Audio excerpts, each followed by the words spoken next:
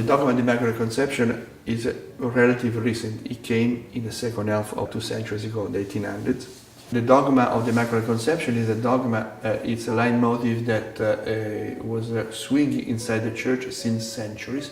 Finally, it was made into proclaimed in the late 1800s. And so the Church was exactly, the name was dedicated to Mary, which was conceived without original sin. Joachim and Anna, the parents of Mary, were an older couple, and according to the descriptions in the Testament, Anne was pregnant and she had a daughter, but the pregnancy was due to a supernatural event.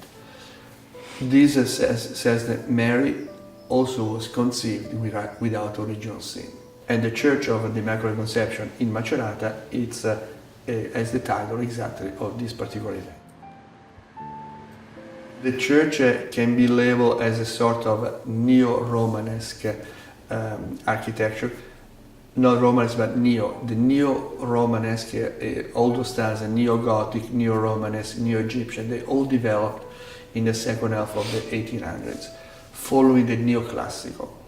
And they completely end in the beginning of let's say, in the 30s. In the 30s, people want modern things.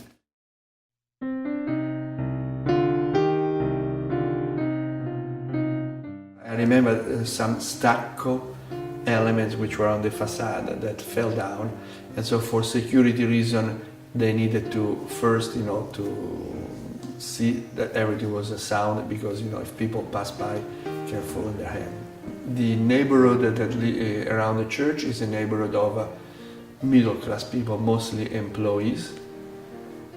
Macerata is a city with many public employees, and so that serves a pretty grand population, because all the way down the new city stadium there are no other churches. It's a very alive parish life. In fact, there is a movie theater which the church is reopening right now, exactly, not only for movies but for debates and cultural meetings and other events which are important for the parish itself. The church is one of the first outside the walls. Let's say the old Macerata developed within the walls, and only 2 segments of the town developed outside. The first was Corso Cairoli, but the second was what today is Corso Cavour. And so the church was created there exactly to serve the population that start to inhabit that neighborhood. And it's very, very recent in terms of construction, even if it's a little more than 100 years old.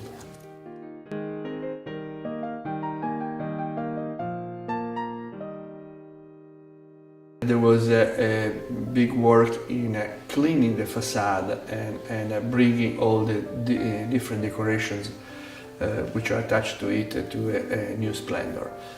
In fact, it was encased in a big scaffolding for several months until it was freed, and everybody can appreciate now the motives and the decoration out of it.